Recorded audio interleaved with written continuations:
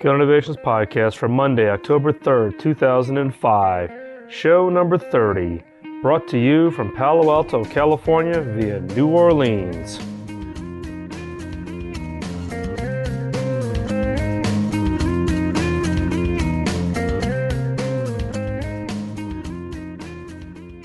Hello, and welcome to the Katrina Innovations podcast. I'm your host, Phil McKinney.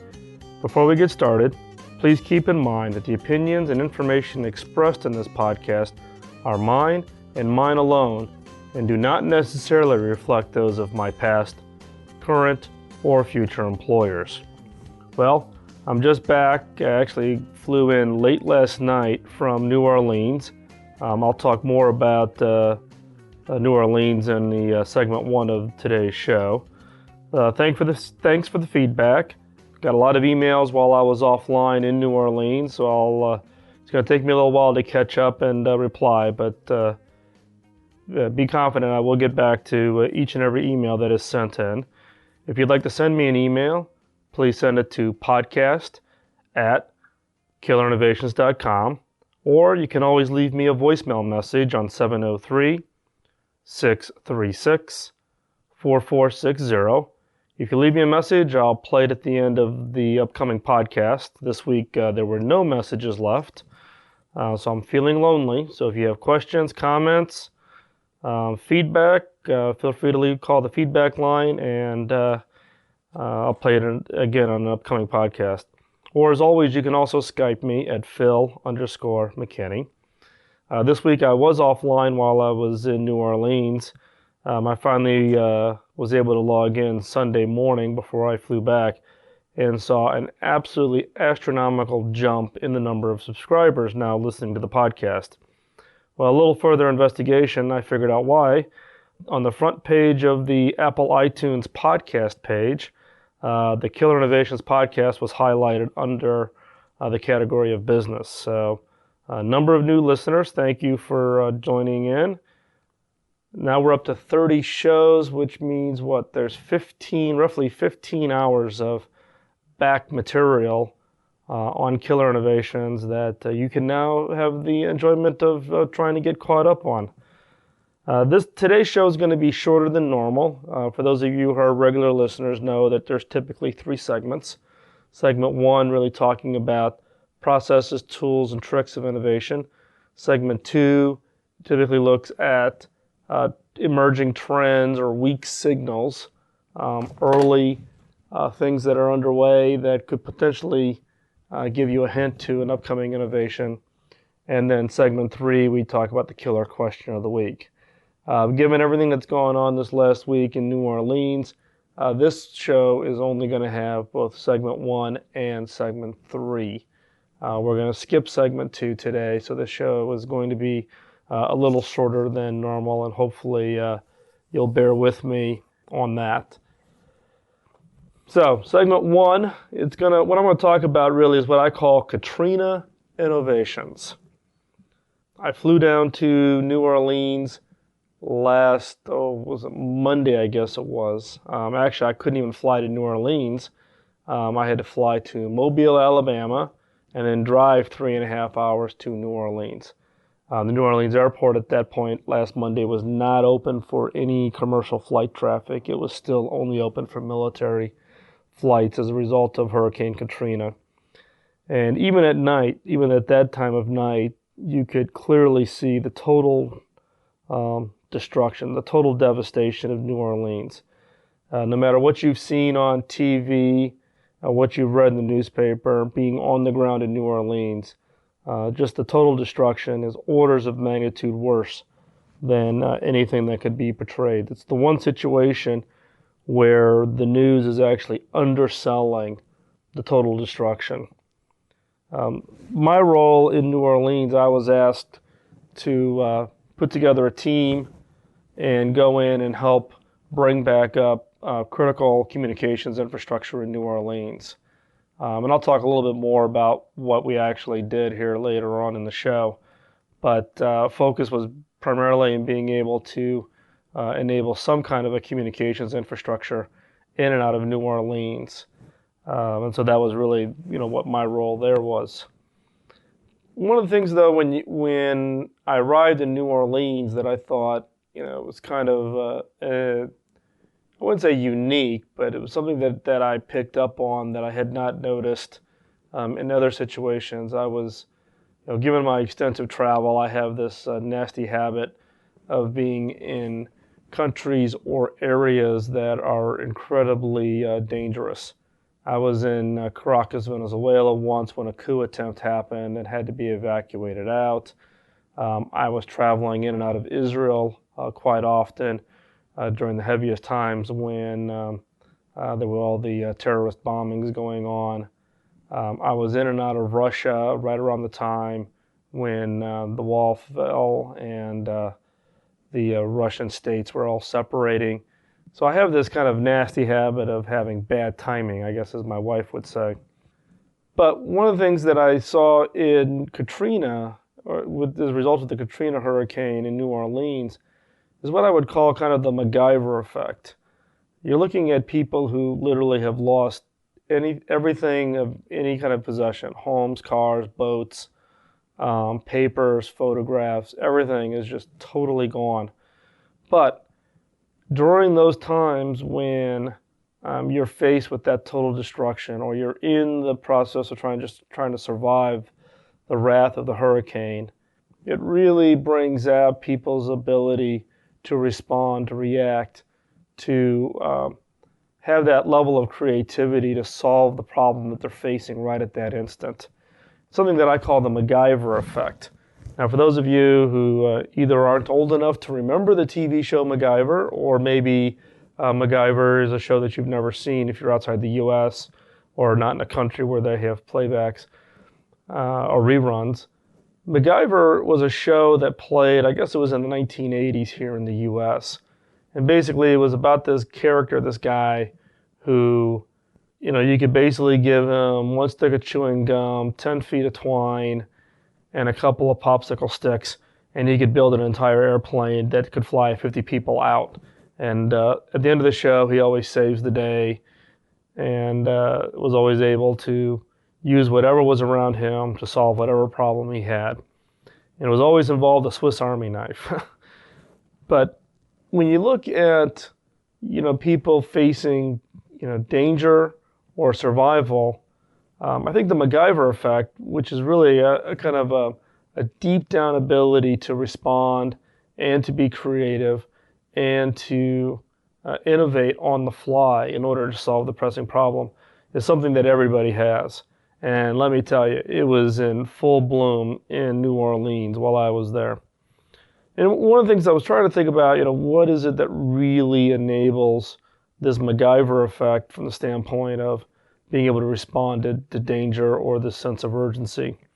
Well, one is that urgency really brings focus, whether that's floodwaters coming in or your boss saying, we got to hit this deadline, or we need ideas in order to solve this problem, or we're going to lose a customer, or whatever the case might be. Urgency brings focus. Now, focus also, what I would say is focus also brings clarity. You can't be distracted by the fringe areas. You've got to be focused on exactly what the problem is, or what the impending danger is that's looming in front of you. So urgency brings focus brings clarity, and next I would say that clarity brings proper prioritization. I think for those people who can respond, who can step in and take leadership roles when there's this sense of urgency, such as Hurricane Katrina or the terrorist bombings, whether that be in Madrid, London, or in New York City, clarity brings proper prioritization. And you can look at all of the results of whether, how the political leaders responded to Hurricane Katrina versus how did political leaders respond to 9/11 bombings, or the bombings of Madrid, the bombings of London, or in other cities around the world, most recently Bali, is that proper prioritization. The event is happening, or the event has just happened. You need to solve the problem. You're digging deep inside of yourself to come up with solutions or innovations or ideas to address the problem. How do you do proper prioritization? How do you know that you're doing the right things in the right order as a result of the challenge that you're facing? So again, this MacGyver effect is really driven by the fact of this sense of urgency, whether it be danger, physical danger, or success, risks. Urgency brings focus. Focus brings clarity. And then clarity brings proper prioritization. So, what were some of the Katrina innovations that I observed while I was in New Orleans? Some of them are fairly mundane, but clearly a unique way to look at solving the problem. One is the issue of gas. Quickly after Katrina hit, the police departments in New Orleans ran out of gas in the police cars to get around. And none of the gas stations were open. Gas was literally not available anywhere in the New Orleans area. And what one of the leaders in the police department quickly recalled is that there were a lot of car dealerships with cars still sitting on the lots.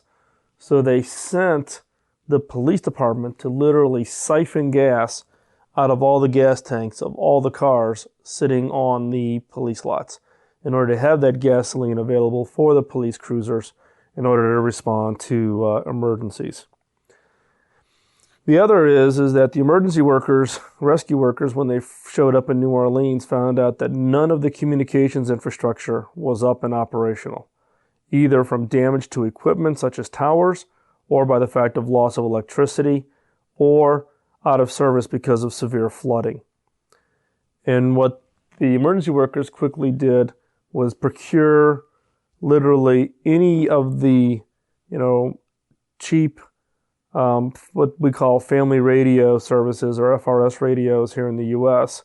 from Radio Shack. And literally the emergency responders were using Radio Shack walkie-talkies in order to create, in effect, an ad hoc communications network that enabled them to perform the rescues that were so desperately needed. One innovation, albeit it did not come up in Katrina, but one that people in New Orleans and even I had to experience this, was the innovation that went into creating MREs, or meals ready to eat. These come in the brown plastic pouches. You can open them up, and these are literally meals that the military use. Interestingly enough, these meals are quite innovative. Literally, you can have a little heater pouch. You take whatever it is, whether it's casserole or soup or whatever it is, slide it into the pouch, put in about 3 ounces of water. The water reacts to the heater, and it will literally boil water. In fact, you got to be a little careful because it gets very hot very fast. And the meals are actually quite good.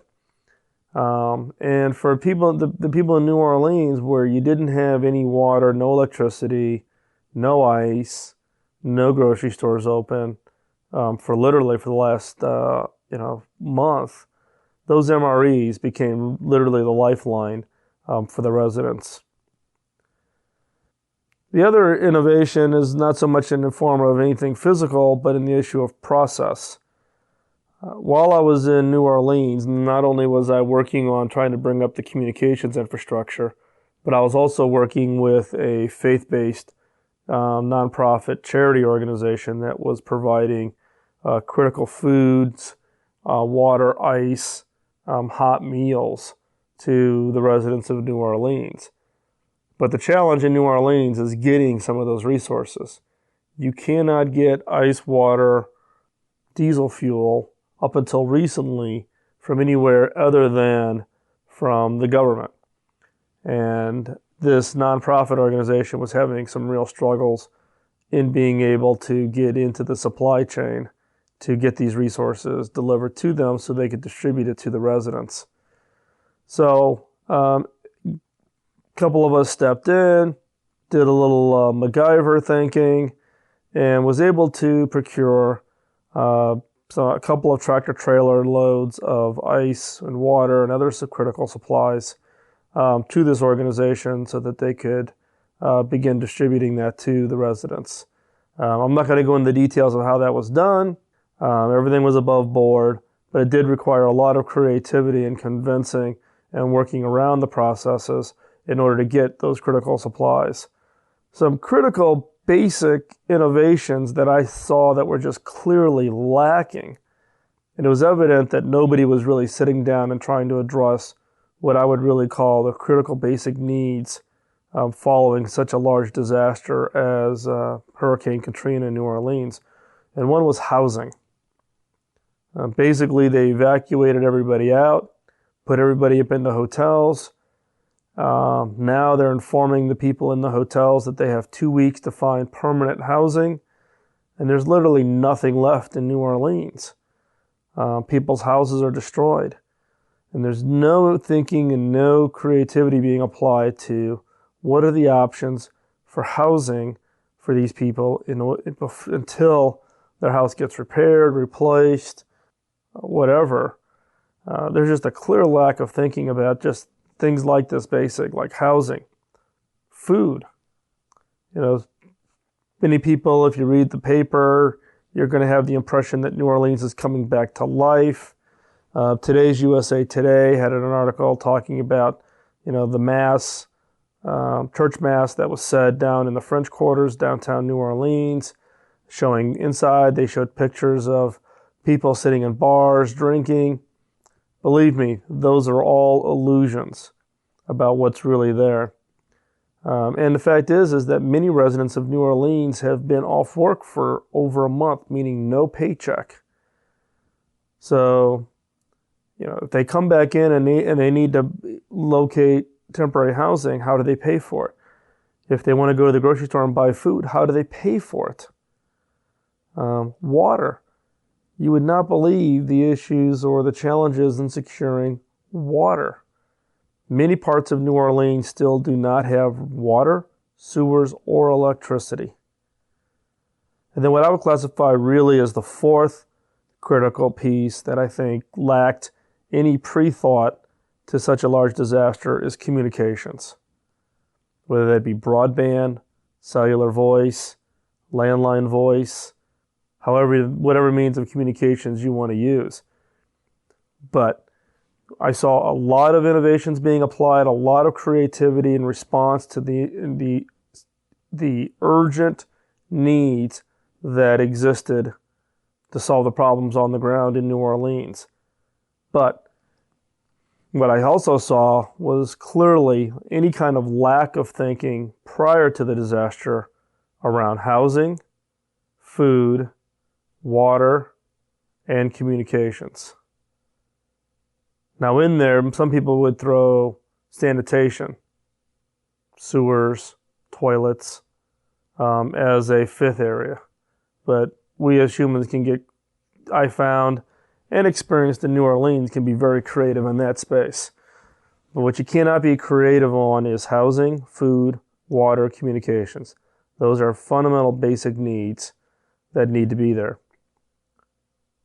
Now, some of the negatives that on the MacGyver is that you're responding to the urgent issues at hand.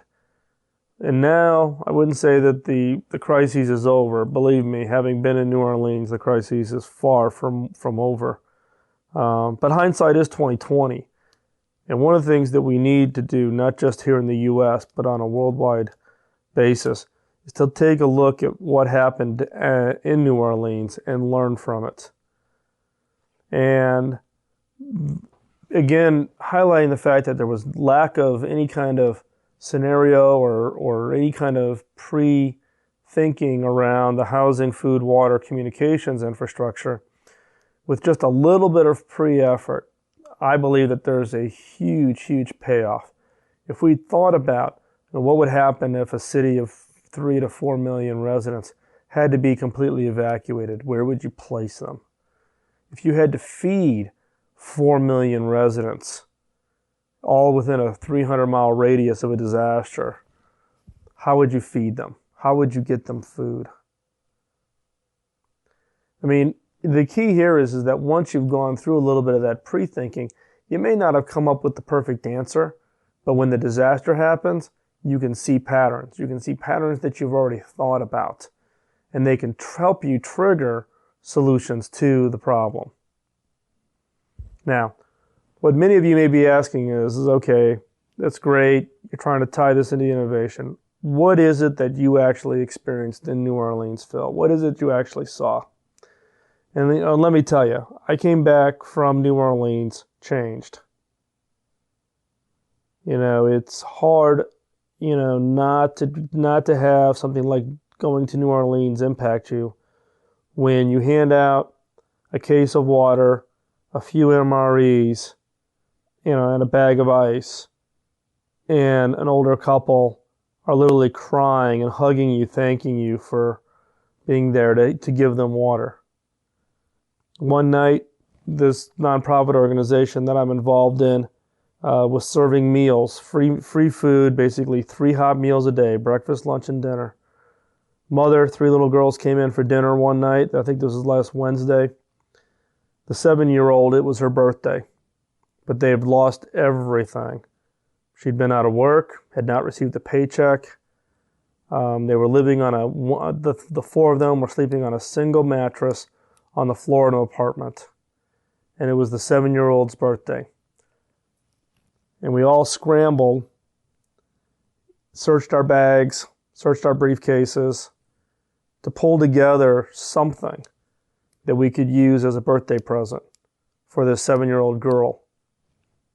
Someone had a newspaper. We used the newspaper as wrapping paper.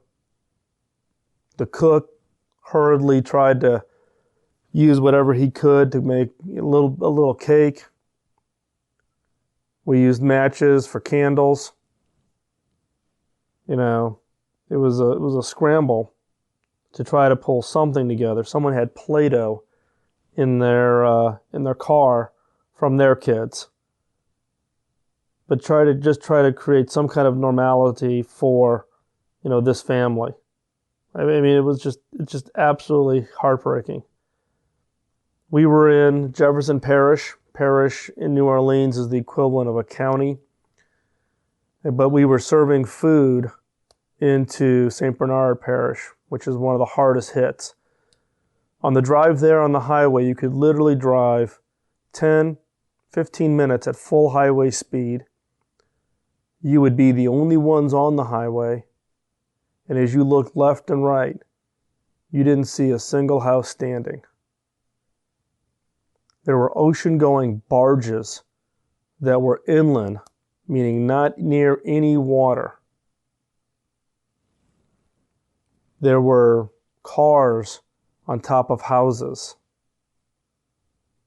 There was 9 to 12 inches of silt, dirt.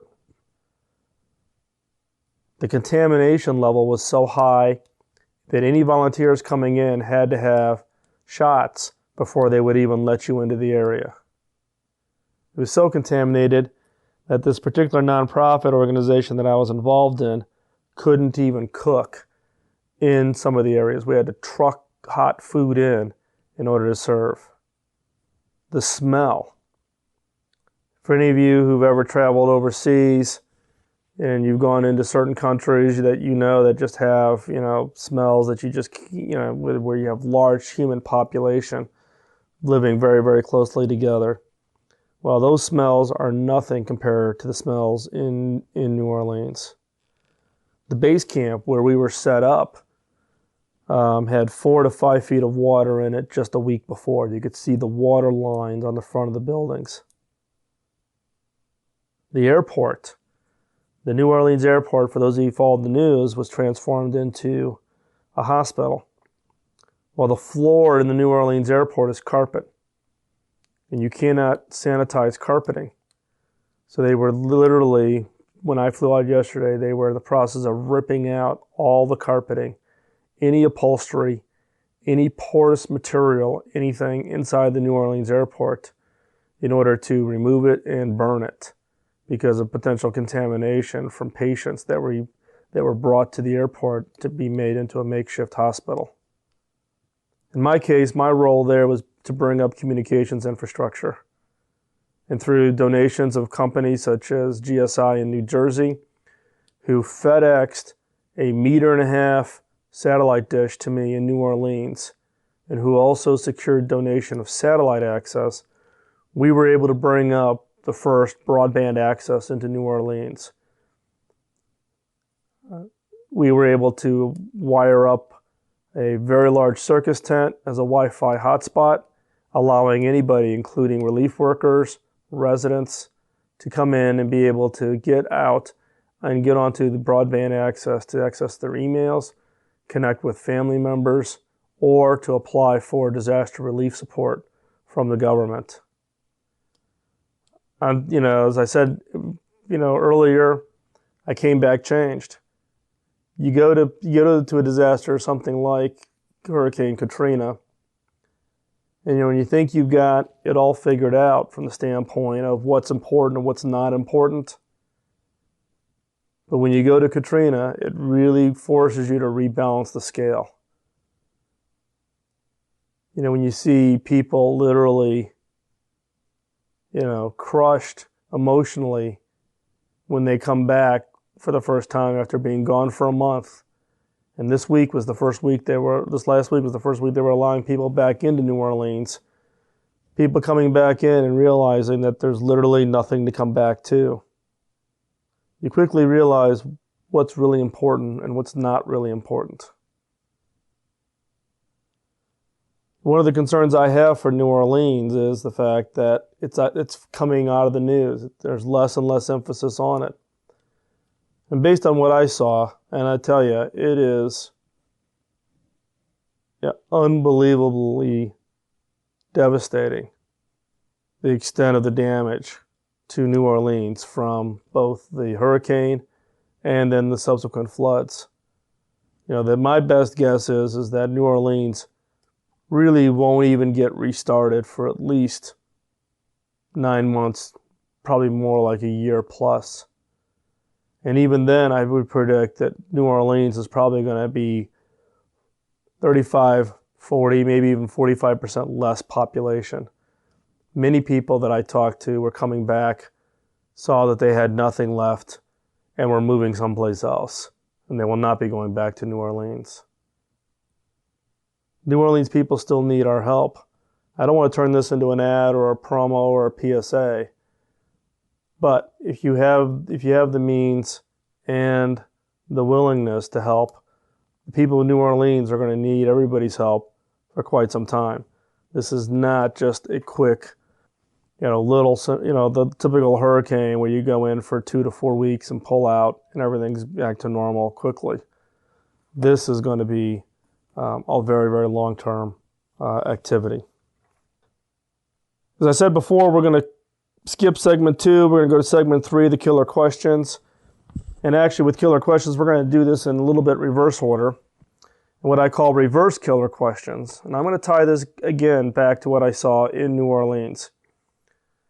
And the way I want to go through this segment is really to talk about the questions that should have been asked prior to the hurricane. These are questions that should have been asked prior to any natural disaster. This is not an exhaustive list. I've only picked out, 3 or 4 of them. But when I looked at and experienced what was going on in New Orleans, there were just some obvious questions that came to mind. The first question is what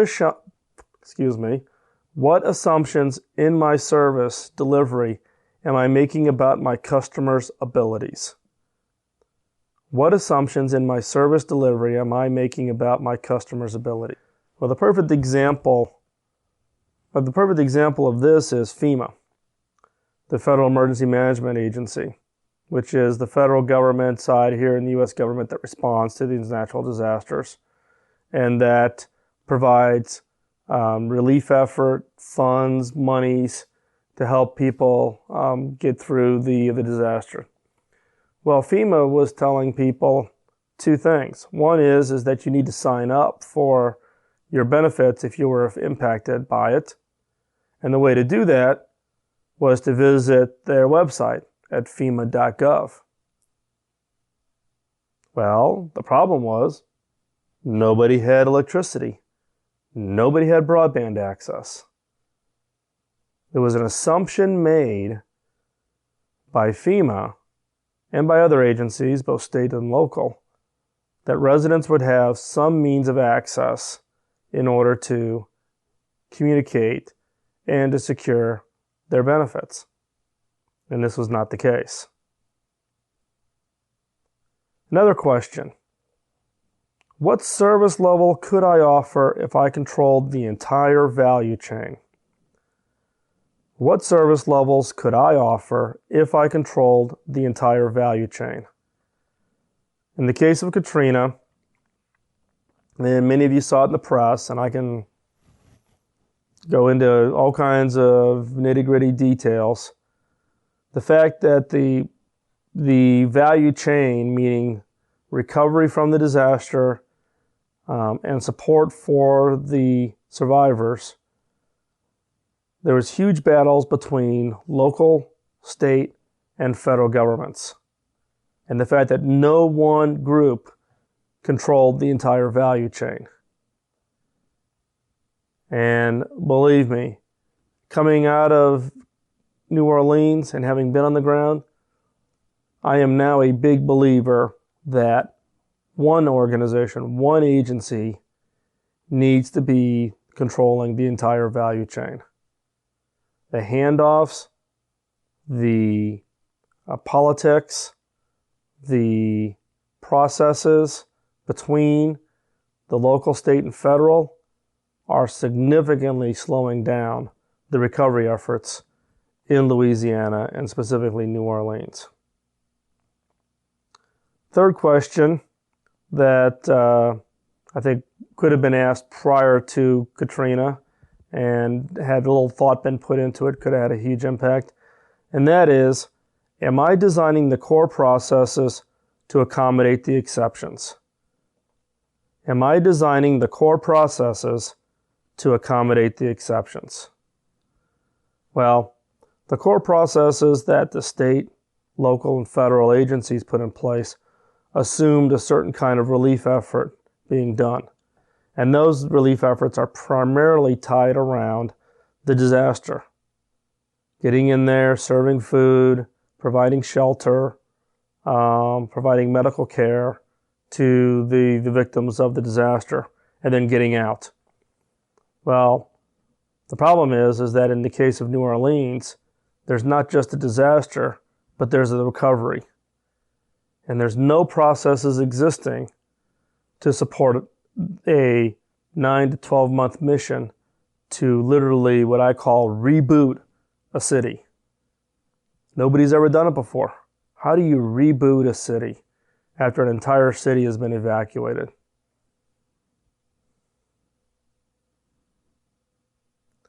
And then the last question, and this one's kind of a funny one from the standpoint of maybe it's not one that you could have thought of ahead of time, but it just struck me when I saw some of the MacGyver inventions that were being created. And this one is, what regularly used makeshifts can I capture in a product design? What regularly used makeshifts can I capture in a product design? Well, one of the number one challenges in New Orleans, believe it or not, are showers and toilets. And showers in particular. After you've been working in the contaminated space, serving food or helping people, recover valuables from their homes, you literally get covered with this contaminated dirt. So showers become critical. One of the gentlemen in the base camp where I was based out of basically took a bunch of pallets, wooden pallets that were coming in off of the tractor trailers loaded with food and water, and took a number of these and created what I would call a pallet pool. Took a bunch of trash bag liners, taped them together, and literally created a little square pool that he could lay down in, one, to cool off because it was so hot, but two, also to be able to get this dust and dirt and grime. Eventually, FEMA did deliver what we called FEMA shower trailers. These were trailers that literally had 8 to 12 shower stalls built into them. And believe me, when they showed up, there were cheers amongst the volunteers in order to be able to have a means to get a regular shower to clean off the dust and dirt off of you after working in the 110, 115 degree Fahrenheit heat index that was going on in New Orleans last week. So what regularly used makeshifts can I capture in a product design? Well, with that, we're going to wrap up. Thanks for listening. Sorry for the rambling on this podcast. I guess the last couple have been this way. But just coming in off of New Orleans, it is, coming up on 2 o'clock in the morning East Coast time. I am in California, though, but my clock is a little out of whack. So again, thanks for putting up with this. Thanks for all the new listeners. This is not a typical podcast. They are typically much more thought out, but this has been kind of a very unique experience of going to New Orleans and spending the week there, providing whatever help we could, and bringing up some of the first broadband available now in New Orleans for the residents to use. So again, thanks for listening. Please keep the feedback coming. Drop me an email, podcast@killerinnovations.com. Call the feedback line at 703-636-4460, or you can always Skype me at Phil_McKinney. Keep in mind, we're at the start of a new month, so all of your votes have been cleared out on Podcast Alley, and your votes start over again. So if you voted last month, you can vote again, or if you've never voted, this could be your first time of voting. Why do I ask for votes, or why do I suggest that you do vote? Well, voting on Podcast Alley is the easiest way for you to say thanks to the producers of your favorite podcasts, whether it's this podcast or any of the other podcasts you listen to. Typically, there's a lot of hours invested to pull podcast material together, to do the research, the production, and cost associated to hosting the MP3 files and buying the bandwidth that enables you to download it. So going over to vote is just it's your easiest way to tell the producers of the podcast that you truly do appreciate that effort. So thanks for listening. If you're not subscribed, get subscribed. Get others to subscribe. And we'll talk to you next week. Bye-bye.